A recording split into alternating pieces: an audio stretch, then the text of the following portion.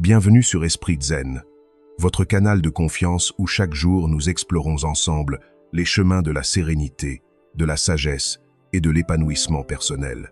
Je suis ravi de vous retrouver aujourd'hui pour une vidéo très spéciale qui pourrait transformer votre façon de vivre les derniers moments de cette année et d'accueillir celle qui arrive. Nous sommes à cette période particulière de l'année où tout semble s'accélérer. Les fêtes approchent, les bilans professionnels s'accumulent, les résolutions pour l'année prochaine commencent à germer dans nos esprits. Et au milieu de toute cette agitation, nous oublions souvent l'essentiel. Prendre un moment pour simplement être reconnaissant. La gratitude.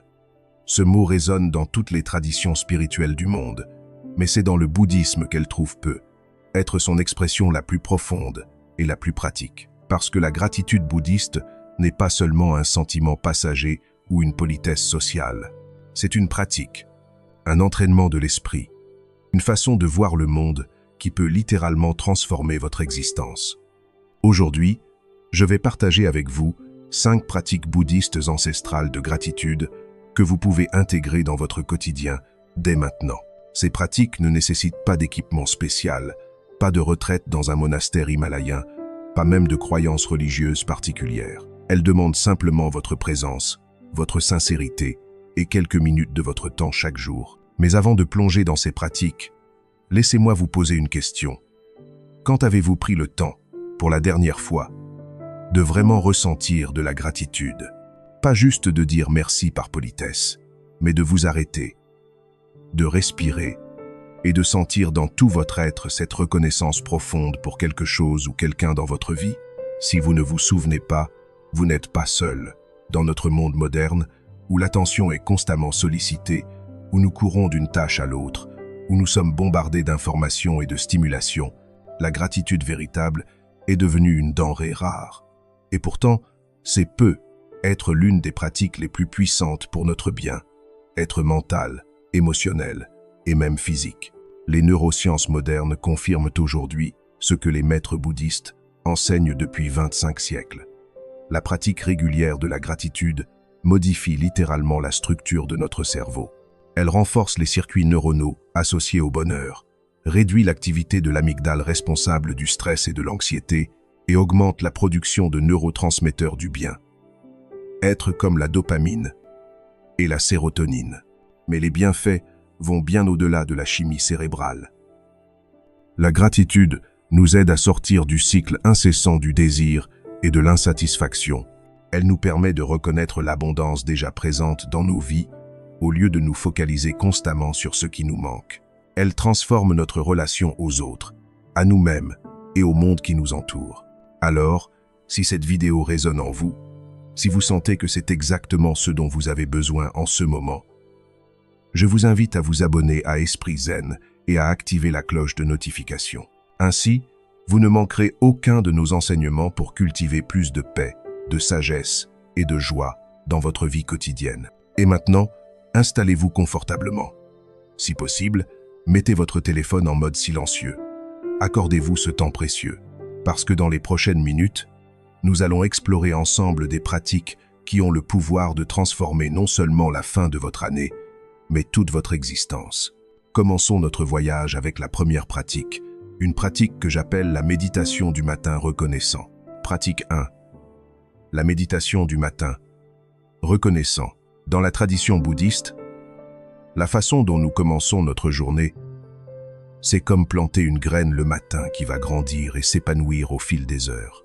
La méditation du matin reconnaissant est une pratique simple, mais profondément transformatrice que les moines bouddhistes utilisent depuis des siècles. Elle ne prend que 5 à 10 minutes, mais son impact peut résonner pendant toute la journée. Voici comment elle fonctionne. Avant même de sortir de votre lit, avant de regarder votre téléphone, avant de penser à votre liste de tâches, prenez un moment pour vous asseoir tranquillement. Vous pouvez rester dans votre lit si vous le souhaitez, ou vous asseoir sur un coussin près de votre fenêtre. Fermez doucement les yeux. Prenez 3 respirations profondes et conscientes. À chaque inspiration, sentez l'air frais entrer dans vos narines, remplir vos poumons, apporter de l'oxygène à chaque cellule de votre corps. À chaque expiration, relâchez toute tension tout stress anticipé pour la journée à venir. Maintenant, portez votre attention sur votre corps. Remarquez que vous êtes vivant. Cela peut sembler évident, mais c'est en fait extraordinaire. Votre cœur bat sans que vous ayez à y penser. Vos poumons respirent. Votre corps, cette machine biologique incroyablement complexe, fonctionne harmonieusement pour vous maintenir en vie à chaque instant. Dites silencieusement ou à voix haute: je suis reconnaissant d'être en vie aujourd'hui. Laissez cette gratitude pour le simple fait d'exister remplir votre poitrine. Ce n'est pas quelque chose que vous devez forcer. Observez simplement ce qui se passe quand vous dirigez votre attention vers cette vérité fondamentale. Ensuite, pensez à 3 choses spécifiques pour lesquelles vous êtes reconnaissant dans votre vie en ce moment. Et je dis bien spécifique, pas juste ma famille ou ma santé de façon générale. Allez plus profond. Par exemple, je suis reconnaissant pour le sourire de mon fils hier soir quand je lui ai raconté une histoire avant de dormir. Ou je suis reconnaissant pour mes jambes qui me permettent de marcher, même si parfois elles me font mal. Ou encore, je suis reconnaissant pour ce moment de silence matinal avant que le monde ne s'éveille. Voyez-vous la différence? Quand nous sommes spécifiques dans notre gratitude, elle devient vivante. Elle n'est plus un concept abstrait, mais une expérience ressentie. Pour chacune de ces 3 choses, ne vous contentez pas de les énumérer mentalement. Prenez un moment pour vraiment les ressentir. Laissez l'émotion de la gratitude se développer dans votre poitrine. Peut-être sentirez-vous une chaleur, une ouverture, une douceur. C'est cette sensation physique de la gratitude que nous cherchons à cultiver. Dans le bouddhisme, on enseigne que la gratitude est comme un muscle. Plus vous l'exercez, plus elle devient forte et naturelle. Au début, cet exercice peut sembler un peu artificiel ou difficile. Votre esprit peut vagabonder vers vos soucis ou votre liste de choses à faire. C'est tout à fait normal. Ramenez simplement votre attention, encore et encore, avec douceur et patience. Un aspect important de cette pratique est qu'elle nous aide à sortir de ce que le Bouddha appelait la soif ou le désir insatiable. Nous sommes conditionnés à toujours vouloir plus, à chercher le bonheur dans la prochaine acquisition, la prochaine réussite, le prochain événement. Cette recherche constante nous empêche d'apprécier ce qui est déjà là, ce qui est déjà merveilleux dans notre vie présente. En commençant votre journée par la reconnaissance de ce qui est déjà bon, vous créez un changement fondamental dans votre état d'esprit. Au lieu de partir de la pénurie, vous partez de l'abondance. Au lieu de partir de qu'est-ce qui manque, vous partez de qu'est-ce qui est déjà là. Et ce changement n'est pas superficiel. Les recherches en psychologie positive montrent que les personnes qui pratiquent la gratitude quotidienne rapportent des niveaux plus élevés de bonheur, une meilleure qualité de sommeil, moins de symptômes de dépression et d'anxiété, et même un système immunitaire plus fort. Mais il y a quelque chose de plus subtil qui se produit avec cette pratique. Avec le temps, vous commencez à remarquer que votre esprit cherche naturellement des choses pour lesquelles être reconnaissant tout au long de la journée. C'est comme si vous aviez réglé votre attention sur une nouvelle fréquence. Vous commencez à remarquer la gentillesse d'un étranger qui vous tient la porte. Vous appréciez vraiment le goût de votre café du matin au lieu de le boire machinalement. Vous ressentez de la gratitude pour l'eau chaude qui coule de votre douche. Un luxe que des milliards de personnes sur cette planète n'ont pas. Cette pratique matinale devient ainsi le catalyseur d'une transformation plus large de votre conscience. Elle vous aide à développer ce que le maître zen Thich Nhat Hanh appelle la pleine conscience, cette capacité à être pleinement présent et éveillé à la richesse de chaque moment. Permettez-moi de partager avec vous une histoire qui illustre la puissance de cette pratique. Il y a quelques années, j'ai accompagné une femme que nous appellerons Marie. Marie traversait une période extrêmement difficile. Elle venait de perdre son emploi, sa relation de longue date s'était terminée, et elle se sentait perdue, anxieuse, déprimée. Quand je lui ai suggéré de commencer sa journée par 5 minutes de gratitude, elle m'a regardé avec scepticisme. De la gratitude? Pourquoi? Ma vie s'effondre. Je lui ai demandé de simplement essayer pendant une semaine. Les premiers jours furent difficiles. Trouver des choses pour lesquelles être reconnaissante semblait forcé, artificiel. Mais elle a persisté. Le 3e jour, alors qu'elle faisait sa pratique matinale, elle s'est surprise à ressentir de la gratitude pour son vieux chat qui dormait à côté d'elle, ronronnant doucement. Une chaleur s'est répandue dans sa poitrine. Pour la première fois depuis des semaines, elle a senti quelque chose d'autre que de l'anxiété ou de la tristesse. Ce petit moment d'ouverture a été comme une fissure dans un mur. Au fil des jours, la fissure s'est élargie. Elle a commencé à remarquer d'autres choses.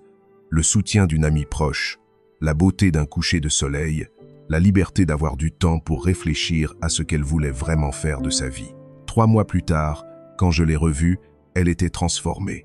Non pas parce que sa situation extérieure avait radicalement changé, même si elle avait commencé à faire des changements positifs, mais parce que sa relation à sa vie avait changé. Elle avait appris à trouver des points d'ancrage de gratitude, même au milieu de la tempête. C'est le pouvoir de la méditation du matin reconnaissant. Elle ne nie pas les difficultés. Elle ne prétend pas que tout est parfait, mais elle nous entraîne à voir plus largement, à reconnaître qu'il y a toujours quelque chose pour lequel être reconnaissant, même dans les moments les plus sombres. Alors, comment pouvez-vous intégrer cette pratique dans votre vie? Je vous suggère de commencer petit. Engagez-vous à le faire pendant 7 jours seulement. Réglez votre réveil 5 minutes plus tôt, avant de regarder votre téléphone, avant de penser à votre journée.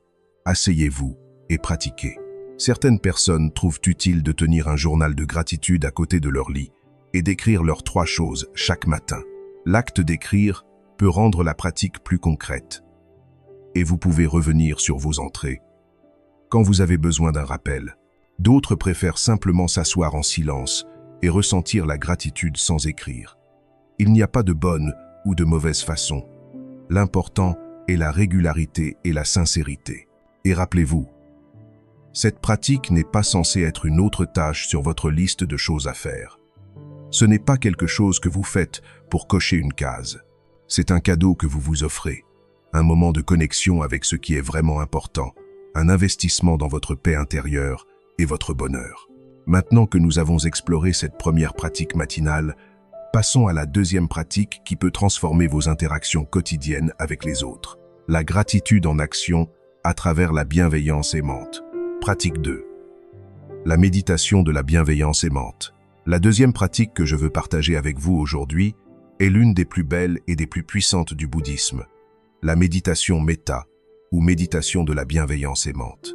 Méta est un mot pali qui signifie amour bienveillant, amitié universelle, bonté aimante. C'est l'un des 4 états sublimes enseignés par le Bouddha, avec la compassion, la joie empathique et l'équanimité. Mais pourquoi parler de bienveillance aimante dans une vidéo sur la gratitude? Parce que ces 2 qualités sont intimement liées. La gratitude authentique nous ouvre naturellement à l'amour et à la bienveillance. Et inversement, cultiver la bienveillance aimante approfondit notre capacité à ressentir de la gratitude. Pensez-y un instant. Quand vous ressentez vraiment de la gratitude pour quelqu'un, n'est-ce pas accompagné d'un sentiment de chaleur, d'affection, de bienveillance envers cette personne? Et quand vous cultivez la bienveillance envers quelqu'un, ne commencez-vous pas naturellement à apprécier ses qualités, à être reconnaissant pour sa présence dans votre vie? La méditation méta est une pratique systématique pour cultiver et étendre ce sentiment de bienveillance aimante. Elle commence par nous-mêmes, puis s'étend progressivement à ceux que nous aimons, aux personnes neutres, aux personnes difficiles, et finalement à tous les êtres. Laissez-moi vous guider à travers cette pratique. Vous pouvez faire cet exercice maintenant avec moi, ou simplement écouter et le pratiquer plus tard. Commencez par trouver une position confortable, assis ou allongé. Fermez les yeux ou gardez-les entr'ouverts avec un regard doux vers le sol. Prenez quelques respirations profondes pour vous installer dans le moment présent. Maintenant, portez votre attention vers vous-même. Placez votre main sur votre cœur si cela vous aide à vous connecter. Imaginez-vous entouré d'une lumière douce et chaleureuse. Répétez silencieusement ces phrases traditionnelles de méta, en les adaptant si vous le souhaitez. Que je sois en sécurité, que je sois heureux, que je sois en bonne santé, que je vive avec aisance. Répétez ces phrases plusieurs fois, lentement, en laissant leur sens pénétrer. Il ne s'agit pas seulement de mots, mais d'une intention sincère. Vous cultivez un souhait authentique pour votre propre bien. Beaucoup de gens trouvent cette première étape, diriger la bienveillance vers soi-même, la plus difficile. Nous sommes souvent notre plus sévère critique. Nous trouvons plus facile d'être gentils avec les autres qu'avec nous-mêmes. Mais dans le bouddhisme, on enseigne qu'on ne peut pas vraiment donner aux autres ce qu'on ne sait pas d'abord donner à soi-même. Si vous ressentez de la résistance à vous souhaiter du bien, c'est normal. Continuez simplement avec douceur. Pensez à vous comme à un enfant vulnérable qui a besoin de protection et d'amour. Ou imaginez que vous vous souhaitez du bien non pas à votre moi actuel, avec toutes ses imperfections perçues. Une fois que vous avez établi un sentiment de bienveillance envers vous-même, pensez à quelqu'un que vous aimez profondément. Un ami cher, un membre de votre famille, un mentor, quelqu'un dont le simple fait de penser à lui fait naître un sourire. Visualisez cette personne clairement dans votre esprit. Voyez son visage, son sourire. Rappelez-vous un moment heureux passé avec elle. Laissez votre cœur se remplir de gratitude pour sa présence dans votre vie. Puis, dirigez vers elle les mêmes souhaits. Que tu sois en sécurité, que tu sois heureux, que tu sois en bonne santé, que tu vives avec aisance, que tu vives avec aisance. Ressentez sincèrement ce que vous souhaitez. Laissez votre amour et votre gratitude pour cette personne s'exprimer à travers ses paroles. Ensuite, pensez à une personne neutre, quelqu'un que vous voyez régulièrement, mais que vous ne connaissez pas vraiment. Peut être le barista de votre café préféré, un collègue avec qui vous n'interagissez pas beaucoup, ou quelqu'un que vous croisez dans le métro chaque matin. Cette étape est fascinante, car elle nous aide à réaliser que chaque personne, même celles qui sont des inconnus pour nous, a une vie intérieure complète. Chacune a ses espoirs, ses peurs, ses joies et ses peines. Visualisez cette personne et répétez que tu sois en sécurité, que tu sois heureux, que tu sois en bonne santé, que tu vives avec aisance. Maintenant vient l'étape la plus avancée et peut être la plus transformatrice. Pensez à une personne difficile. Attention, je ne vous demande pas de commencer par la personne la plus difficile de votre vie. Choisissez quelqu'un avec qui vous avez une légère friction, une irritation mineure. Quelqu'un qui vous a blessé, mais pas de manière traumatisante. Cette pratique ne signifie pas que vous excusez leur comportement ou que vous niez votre douleur. Elle ne signifie pas que vous devez devenir ami avec eux ou continuer une relation toxique. Ce que vous faites, c'est libérer votre propre cœur de la prison du ressentiment. Le Bouddha a dit « Tenir de la rancune, c'est comme saisir un charbon ardent avec l'intention de le jeter sur quelqu'un d'autre. C'est vous qui vous brûlez. » Visualisez cette personne difficile. Reconnaissez qu'elle aussi, comme tous les êtres humains, cherche le bonheur et veut éviter la souffrance. Reconnaissez que ses actions, aussi blessantes qu'elles aient été, viennent probablement de sa propre souffrance, de ses propres peurs et blessures non guéries. Puis, aussi sincèrement que vous le pouvez, répétez que tu sois en sécurité, que tu sois heureux, que tu sois en bonne santé, que tu vives avec aisance. Si c'est trop difficile, vous pouvez commencer par que tu sois libéré de ta souffrance ou simplement que tu trouves la paix. Cette étape peut soulever beaucoup d'émotions. Vous pourriez ressentir de la résistance, de la colère, de la tristesse. C'est tout à fait normal. Ne forcez rien. La pratique méta est un entraînement progressif. Soyez patient avec vous-même. Finalement, étendez votre bienveillance à tous les êtres.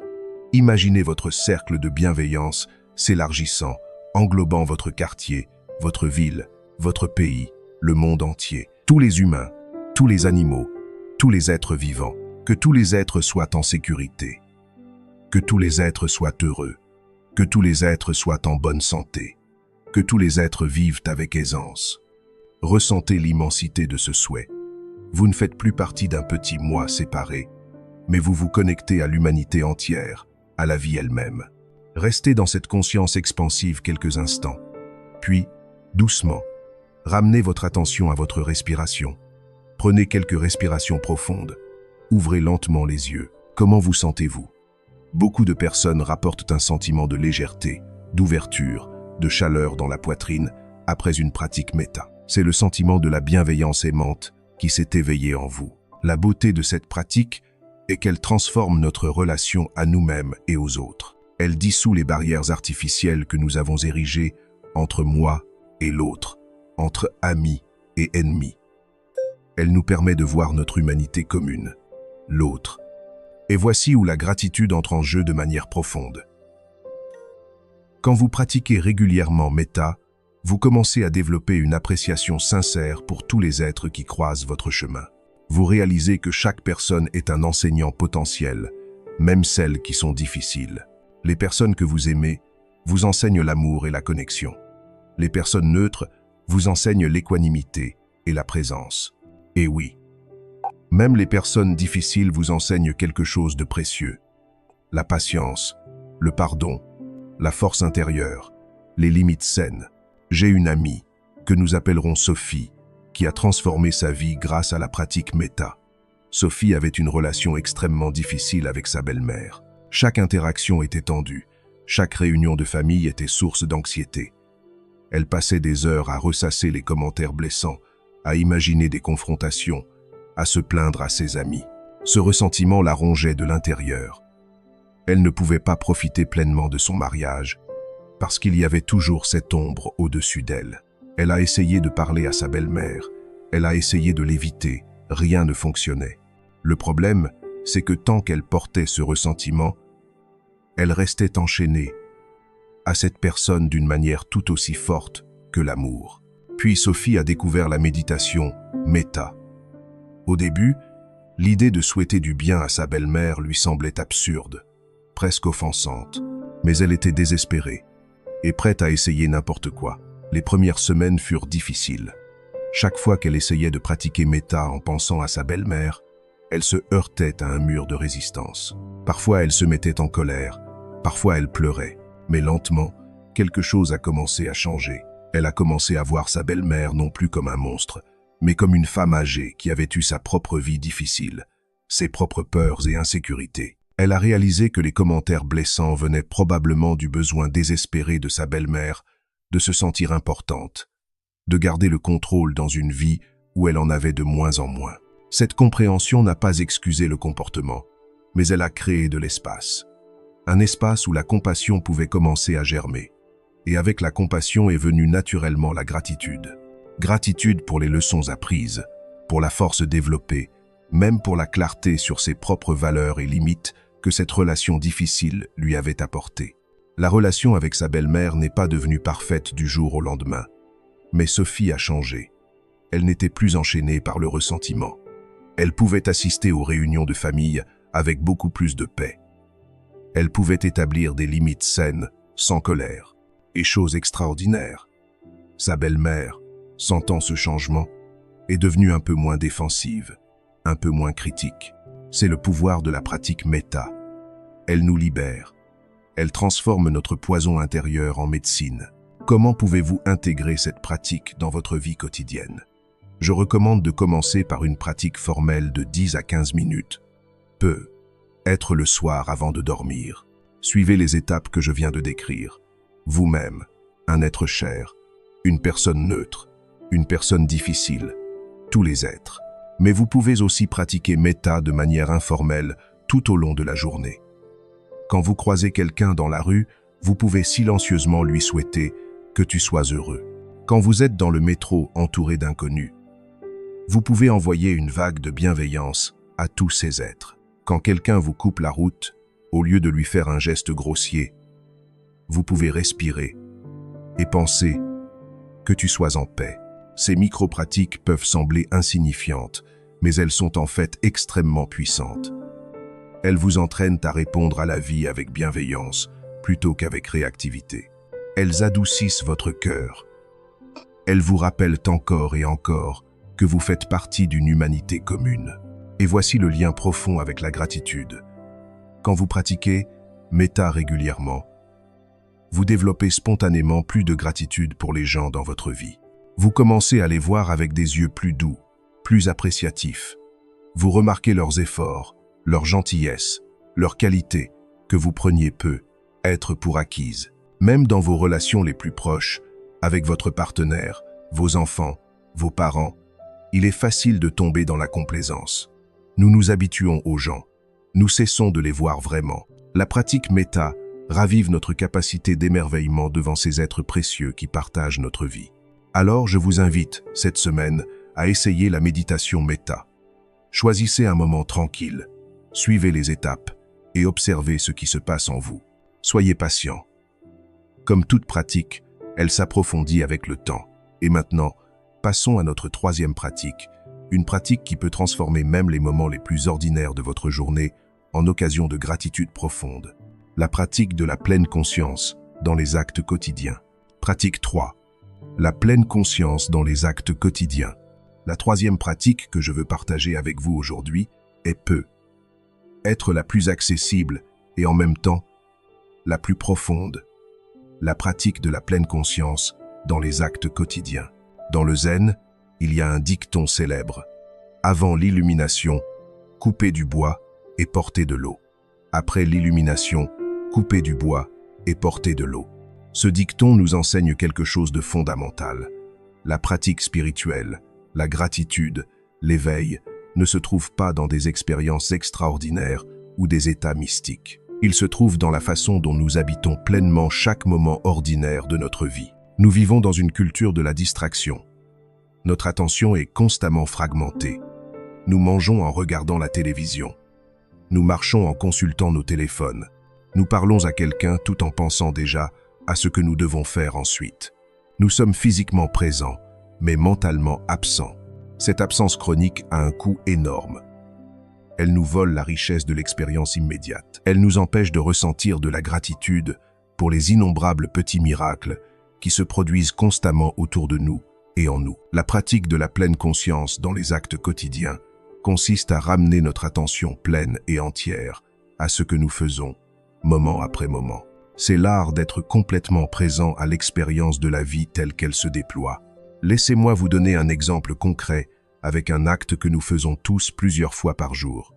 Boire de l'eau. Habituellement, comment buvez-vous de l'eau? Probablement de manière machinale, n'est-ce pas? Vous avez soif, vous attrapez un verre, vous buvez, et votre esprit est déjà ailleurs, pensant à la prochaine tâche, à un problème à résoudre, à une conversation passée. Maintenant, imaginez boire de l'eau avec pleine conscience et gratitude. Voici comment cette simple action peut devenir une pratique spirituelle profonde. D'abord, avant même de prendre le verre, faites une pause. Remarquez que vous avez soif. C'est votre corps qui communique avec vous, qui vous demande ce dont il a besoin. Ressentez de la gratitude pour cette sagesse innée de votre corps qui sait exactement ce qu'il lui faut. Puis, prenez le verre avec intention. Sentez son poids dans votre main, sa température, sa texture. Regardez l'eau. Vraiment regardez-la. Observez sa clarté, sa transparence. Réfléchissez un instant au miracle que représente cette eau pure et potable. Pensez au parcours qu'elle a fait pour arriver jusqu'à vous.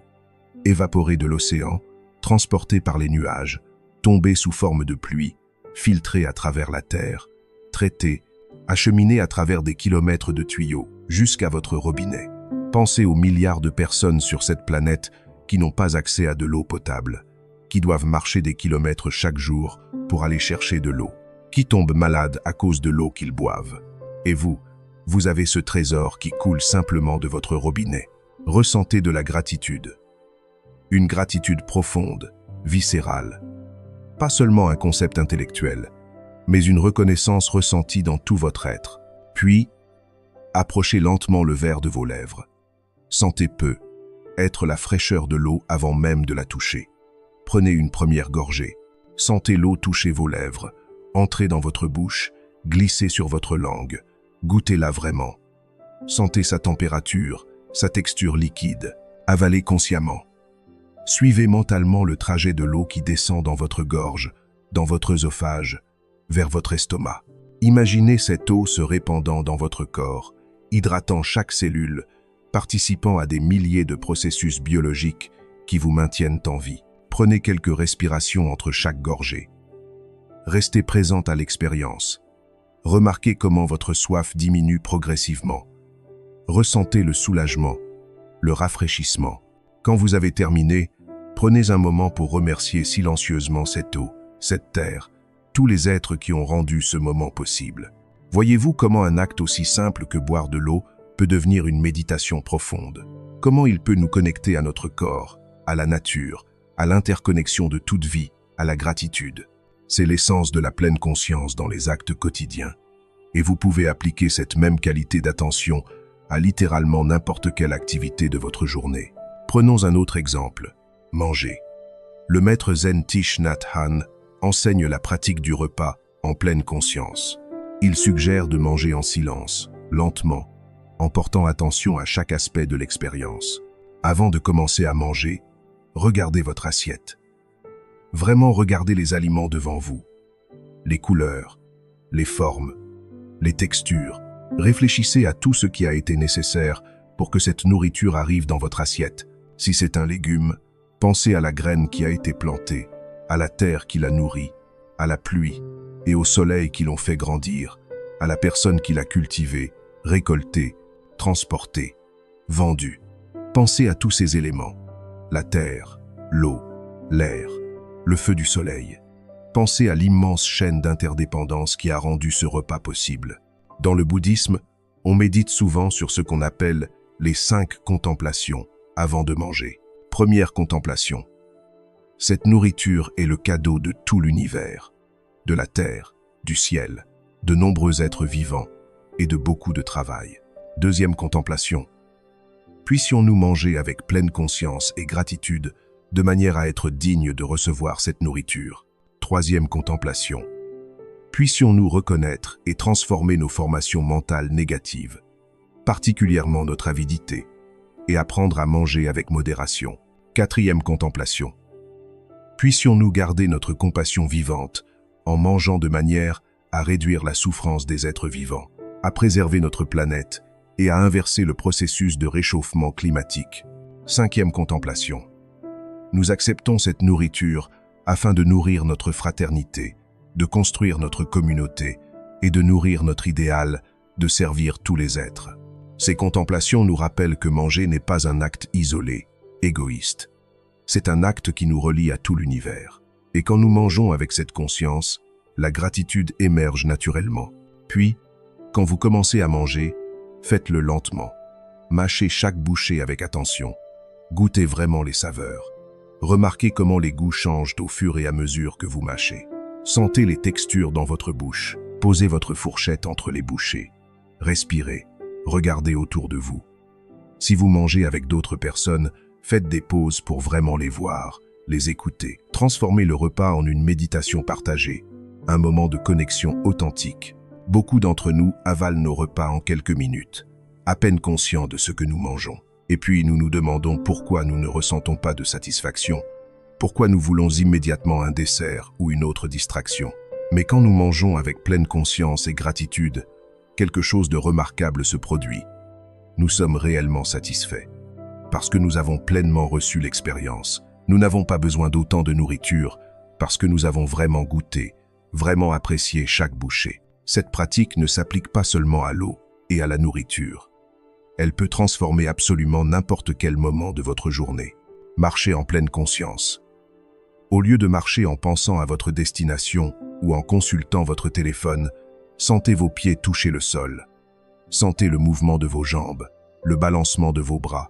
Remarquez votre respiration qui s'ajuste à votre rythme. Sentez l'air sur votre peau. Écoutez les sons autour de vous.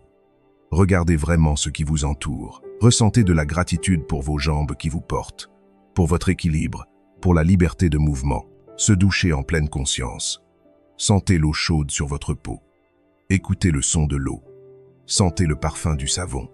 Remarquez les sensations de propreté, de rafraîchissement. Pensez au luxe extraordinaire que représente l'eau chaude courante.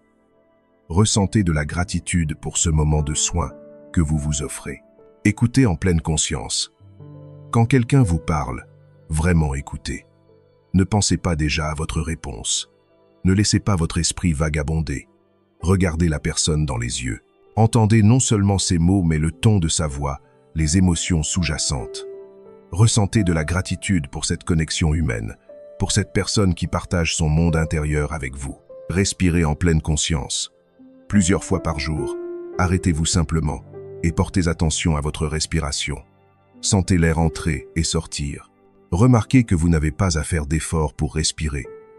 Votre corps le fait automatiquement, constamment, vous gardant en vie. Ressentez de la gratitude pour ce souffle de vie qui ne s'arrête jamais, du premier cri à la naissance jusqu'au dernier souffle. Le maître zen vietnamien Thich Nhat Hanh a popularisé ce qu'il appelle les gatha, de courts poèmes que l'on récite silencieusement pendant des activités quotidiennes pour nous aider à rester présents et reconnaissants. Par exemple, quand vous vous réveillez le matin, « Me réveillant ce matin, je souris. 24 toutes nouvelles heures sont devant moi. Je fais le vœu de vivre pleinement chaque moment et de regarder tous les êtres avec des yeux de compassion. Quand vous ouvrez l'eau du robinet, l'eau coule de haute montagne. L'eau court profondément dans la terre. Miraculeusement, l'eau vient à nous et soutient toute vie. Quand vous allumez votre ordinateur ou votre téléphone, en allumant cet appareil, mon cœur s'ouvre pour recevoir le monde entier. Puisse la technologie me connecter avec compassion et me rappeler mon humanité commune. Ces petits poèmes servent d'encre de pleine conscience. Ils nous rappellent de revenir au moment présent, de voir la merveille dans l'ordinaire, de ressentir de la gratitude pour ce qui est. J'ai un ami, appelons-le Thomas, qui m'a raconté comment cette pratique a transformé sa vie. Thomas était un cadre supérieur dans une grande entreprise. Sa vie était une course folle constante. Il se réveillait déjà stressé, pensant à sa journée. Il prenait sa douche en planifiant mentalement sa première réunion. Il avalait son petit déjeuner en consultant ses emails. Il conduisait au travail en écoutant des podcasts professionnels. Toute sa journée était un enchaînement d'activités accomplies en mode pilote automatique, son esprit toujours 3 pas en avant. Le soir, il rentrait épuisé, s'effondrait devant la télévision et se demandait où était passée sa journée. Il ne se souvenait même pas de ce qu'il avait mangé au déjeuner. Sa vie lui glissait entre les doigts comme du sable. Un jour, après un énième avertissement de son médecin concernant son niveau de stress et sa tension artérielle, Thomas a assisté à une retraite de pleine conscience. Là, pour la première fois depuis des années, on lui a demandé de simplement s'asseoir et de manger une raisin sec. Un seul raisin sec, mais de le manger avec une attention totale, de le regarder comme s'il le voyait pour la première fois, de remarquer sa forme, sa couleur, ses ridules, de le sentir, de le toucher, de le mettre dans sa bouche sans le mâcher, sentant d'abord sa texture sur la langue, puis de le mâcher très lentement, remarquant l'explosion de saveur, la transformation de la texture, et finalement de l'avaler, avec conscience. Cet exercice, qui a duré presque 10 minutes pour un seul raisin sec, a été une révélation pour Thomas. Il s'est rendu compte qu'il n'avait jamais vraiment goûté quoi que ce soit depuis des années. Il était toujours ailleurs. Jamais. Ici. Cette prise de conscience a marqué un tournant. Thomas a commencé à intégrer des moments de pleine conscience dans sa journée. Pas tout d'un coup, il savait que ce serait irréaliste, mais progressivement. Il a commencé par sa douche matinale. Au lieu de penser à sa journée, il s'est engagé à être simplement présent à l'expérience de se doucher. 5 minutes de pure présence pour commencer la journée. Puis il a ajouté son café du matin. Il a pris l'habitude de préparer son café avec soin, de vraiment sentir l'arôme, de s'asseoir et de le boire lentement, savourant chaque gorgée, sans regarder son téléphone. Au travail, il a commencé à prendre de courtes pauses de pleine conscience. Juste 2 minutes, plusieurs fois par jour, pour s'arrêter, respirer consciemment, sentir son corps, remarquer son environnement. Quand il marchait d'une réunion à l'autre, au lieu de consulter son téléphone, il marchait avec attention, sentant ses pas, respirant, regardant autour de lui. Le soir, il a instauré un rituel. Avant d'entrer chez lui, il s'arrêtait dans sa voiture pendant 1 minute, respirait profondément 3 fois et faisait la transition mentale du mode travail au mode maison. Puis, quand il franchissait la porte, il était vraiment présent pour sa famille. Les changements ont été progressifs, mais profonds. Thomas a remarqué qu'il se sentait moins stressé, même si sa charge de travail n'avait pas diminué. Il dormait mieux. Sa tension artérielle a baissé. Ses relations avec sa femme et ses enfants se sont améliorées, parce qu'il était vraiment là quand il était avec eux. Mais le changement le plus profond était intérieur. Thomas a redécouvert l'émerveillement. Il a recommencé à vraiment voir les choses. Le sourire de sa fille, la beauté d'un coucher de soleil, le goût d'une tomate fraîche. Et avec cet émerveillement, est venue naturellement la gratitude. Une gratitude profonde, vibrante, pour l'extraordinaire cadeau d'être vivant. C'est le pouvoir transformateur de la pleine conscience dans les actes quotidiens. Elle ne change pas nécessairement les circonstances extérieures de votre vie, mais elle change radicalement votre expérience de la vie. Elle vous ramène de l'abstraction au concret, de la pensée à la sensation, de l'avenir ou du passé au présent vivant. Et dans ce présent, la gratitude fleurit naturellement. Parce que quand vous êtes vraiment présent, vous ne pouvez pas ne pas voir les innombrables miracles qui vous entourent constamment. Comment pouvez-vous intégrer cette pratique dans votre vie? Je vous suggère de choisir 1 ou 2 actes quotidiens et de vous engager à les faire avec pleine conscience pendant les prochaines semaines. Peut être votre première tasse de café ou de thé le matin. Peut être votre douche. Peut être le trajet vers votre travail. Choisissez quelque chose que vous faites déjà chaque jour et transformez-le en une pratique de présence et de gratitude. Mettez peut être un rappel sur votre téléphone ou un post-it quelque part pour vous aider à vous souvenir au début. Parce que le plus grand défi de cette pratique n'est pas de la faire, mais de se souvenir de la faire. Nous sommes tellement conditionnés au pilote automatique que revenir à la présence demande un effort conscient au début. Mais avec le temps, cela devient plus naturel. La pleine conscience commence à infiltrer de plus en plus de moments de votre journée. Et votre vie, cette vie unique et précieuse qui est la vôtre, commence à être vraiment vécue au lieu d'être simplement traversée. Passons maintenant à notre 4e pratique, une pratique particulièrement puissante pour la fin de l'année. La pratique du bilan. Reconnaissant. Pratique 4. Le bilan. Reconnaissant de fin d'année. Nous voici arrivés à la 4e pratique. Et celle-ci est particulièrement adaptée à ce moment de l'année. Le bilan reconnaissant. Dans notre culture, nous sommes habitués à faire des bilans en fin d'année. Bilan professionnel, bilan financier. Évaluation de nos objectifs atteints ou non atteints. Et généralement, ces bilans sont orientés vers ce qui manque, ce qui n'a pas fonctionné, ce que nous devons améliorer. Il n'y a rien de mal à cela en soi. L'auto-amélioration et l'apprentissage de nos erreurs sont importants, mais quand c'est tout ce que nous faisons, quand nous ne prenons jamais le temps de reconnaître et d'apprécier ce qui était bon, ce qui a fonctionné, ce que nous avons reçu, nous créons un état mental de déficience perpétuelle. Le bilan reconnaissant est différent. C'est une pratique délibérée de revisiter votre année passée avec un regard d'appréciation et de gratitude. C'est honorer votre parcours, reconnaître votre croissance, célébrer les moments de joie et de beauté, et même trouver les cadeaux cachés dans les difficultés. Voici comment pratiquer le bilan reconnaissant. Je vous suggère de mettre de côté au moins 1 heure pour cet exercice. Trouvez un moment où vous ne serez pas dérangé.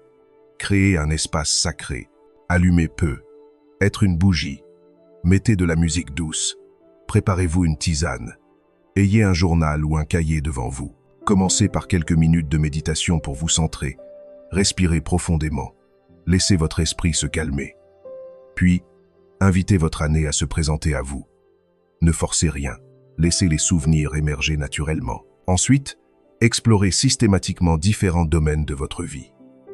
Je vais vous proposer une structure, mais sentez-vous libre de l'adapter à ce qui résonne pour vous. Les relations. Qui sont les personnes qui ont enrichi votre vie cette année? Être un ami qui était là dans un moment difficile. Un membre de votre famille avec qui vous avez eu une conversation mémorable. Un collègue qui vous a fait rire. Un étranger qui vous a montré de la gentillesse. Pour chacun, notez un moment spécifique que vous appréciez. Ressentez votre gratitude pour ces êtres humains qui ont partagé un bout de chemin avec vous. La croissance personnelle. Comment avez-vous grandi cette année? Qu'avez-vous appris sur vous-même? Quelle peur avez-vous affrontée? Même petite. Quelle nouvelle capacité avez-vous développée? Peu être avez-vous appris à poser des limites? Peu être avez-vous découvert une nouvelle passion? Peu être avez-vous simplement appris à être un peu plus patient avec vous-même? Honorez votre propre courage et votre propre évolution. Les expériences de beauté. Quel moment de beauté avez-vous vécu cette année? Un lever ou coucher de soleil qui vous a coupé le souffle. Une pièce de musique qui a touché votre cœur. Un livre qui a ouvert votre esprit. Un moment de rire partagé. la vue d'un enfant jouant, le ronronnement de votre chat. Ces moments peuvent sembler petits, mais ils sont en fait la substance même d'une vie bien vécue. Les défis surmontés. Quelles difficultés avez-vous traversées cette année?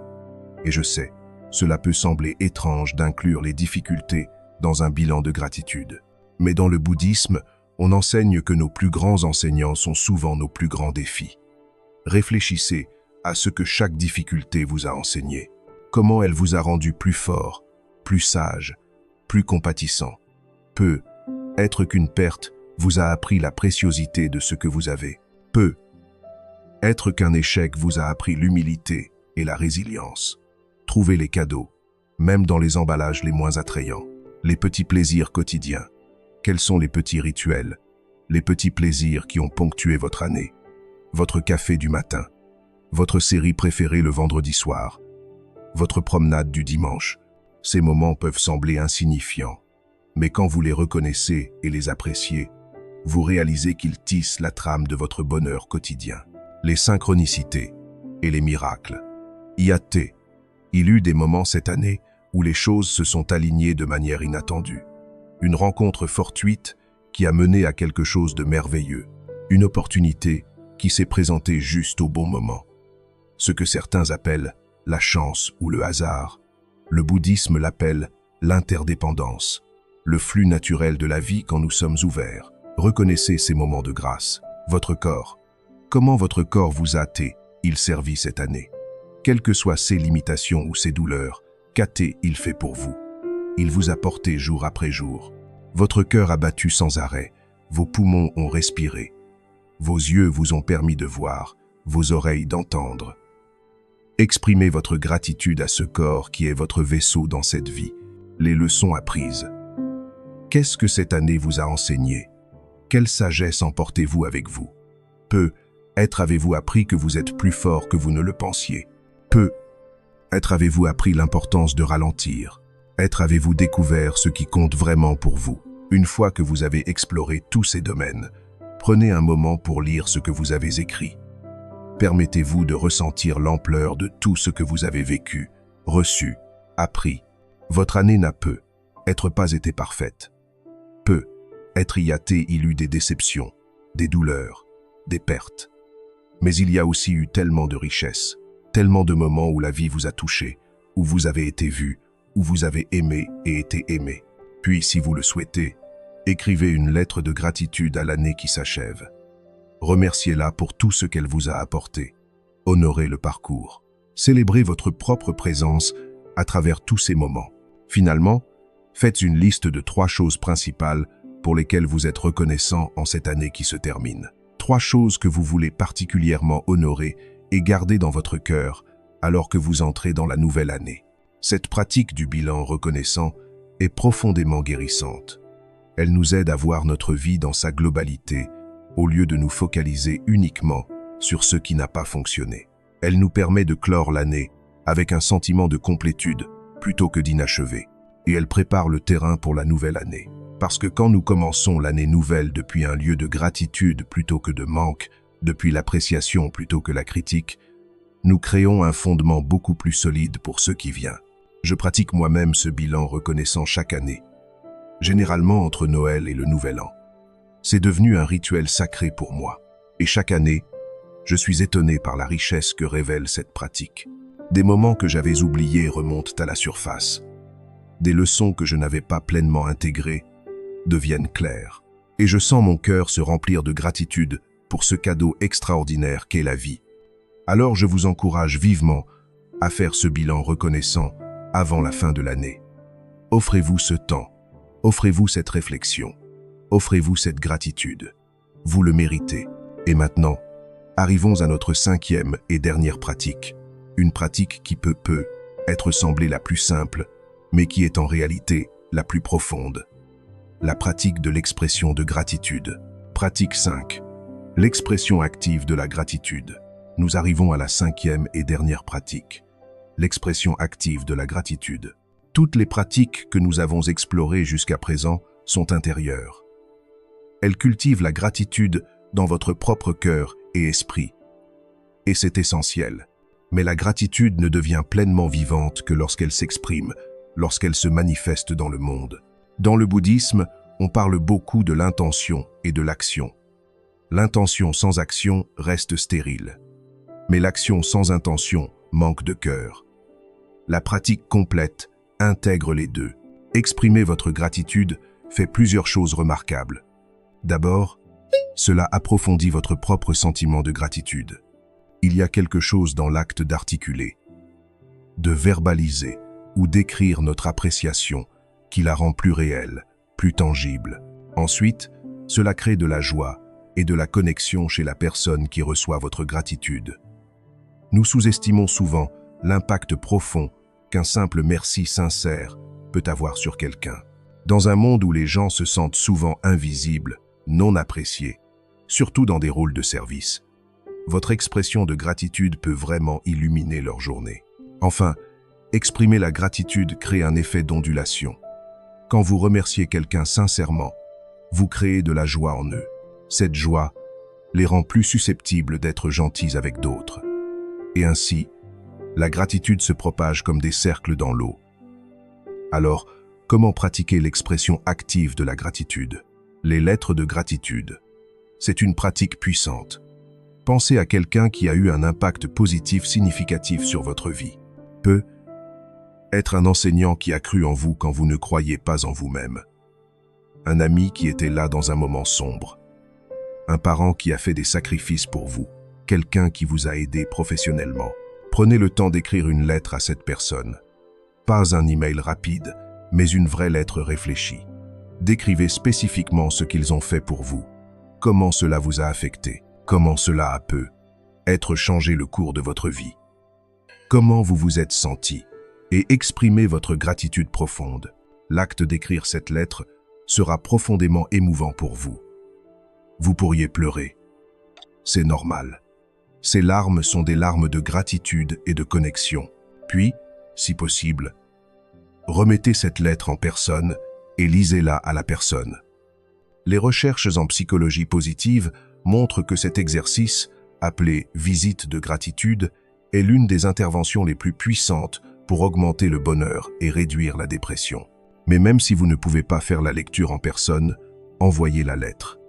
Ou si la personne n'est plus en vie, écrivez la lettre quand même. L'acte d'écrire a une valeur en soi. Je recommande d'écrire au moins une lettre de gratitude par mois. Imaginez, en un an, vous aurez exprimé votre reconnaissance profonde à 12 personnes. L'impact cumulatif de cela sur votre bien-être et sur vos relations est énorme. Les remerciements quotidiens.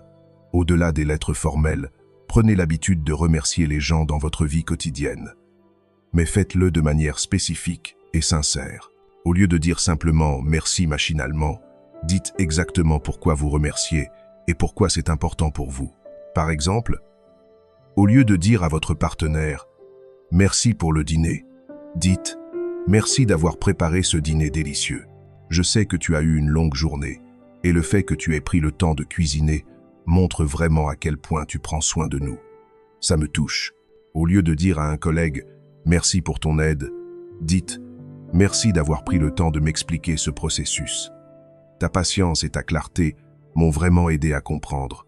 J'apprécie vraiment ton soutien. » Voyez-vous la différence? La gratitude spécifique et sincère crée une connexion réelle. Elle montre à la personne qu'elle est vraiment vue et appréciée. Les actes de gratitude. Parfois, la gratitude s'exprime mieux non par des mots, mais par des actions. Si quelqu'un a été généreux avec vous, trouvez une façon de le lui rendre ou de transmettre cette générosité à quelqu'un d'autre. Dans le bouddhisme, il y a le concept de dana, la générosité. La vraie générosité vient d'un cœur reconnaissant. Quand nous réalisons combien nous avons reçu, nous voulons naturellement donner. Cela peut être simple. Préparer un repas pour un ami qui traverse une période difficile. Offrir votre temps pour aider quelqu'un. Faire un don à une cause qui vous tient à cœur. Écrire un avis positif pour une petite entreprise que vous appréciez. Ces actes de gratitude en action créent un cercle vertueux. Ils expriment votre reconnaissance pour l'abondance dans votre vie en la partageant avec d'autres. Le journal de gratitude partagé. Si vous avez une famille ou si vous vivez avec quelqu'un, Créez un rituel de partage de gratitude. Cela peut être au dîner ou avant de dormir. Prenez un moment où chacun partage quelque chose pour lequel il se sent reconnaissant ce jour-là. Cela peut être un grand événement ou une petite chose, un sourire, un rayon de soleil, une parole gentille, un moment de paix. Ce rituel simple crée une atmosphère de bienveillance et d'unité. Peu à peu, il change la manière dont vous voyez la vie et dont vous vous voyez les uns les autres. Vous commencez à remarquer davantage le bien, à valoriser la présence des autres et à vivre dans un climat émotionnel plus doux, plus apaisé. La gratitude comme chemin spirituel. En pratiquant la gratitude, vous ne faites pas qu'adopter une habitude positive, vous transformez profondément votre manière d'être au monde. Chaque merci sincère, chaque pensée reconnaissante, chaque geste de bienveillance devient une méditation vivante, une prière silencieuse qui relie votre cœur à celui des autres. Le Bouddha enseignait que le bonheur véritable ne se trouve pas dans l'accumulation, mais dans la pleine appréciation de ce qui est déjà là. Quand vous commencez à vivre avec gratitude, vous réalisez que la vie vous a toujours offert plus que vous ne le voyez. Les défis deviennent des maîtres, les moments simples deviennent des trésors, et les relations se teintent d'une chaleur nouvelle. La gratitude, c'est reconnaître que chaque souffle, chaque instant, chaque rencontre est un cadeau.